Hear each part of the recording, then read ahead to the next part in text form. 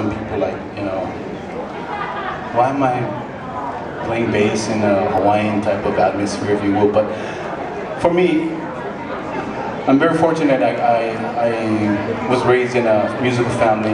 My father played all kind of different instruments. We had pianos and organs in the house and saxophones and whatnot. And as many instruments that I can play, that's my main instrument. So she goes where I go.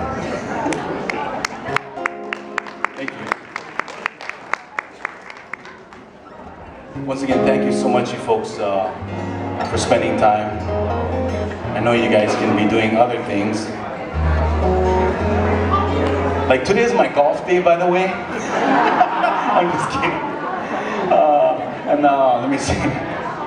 I'd like to leave you folks with this beautiful song that talks about an area, the Big Island of Hawaii, on the northeast side, the Hamakua coast, a beautiful place called Akaka Falls.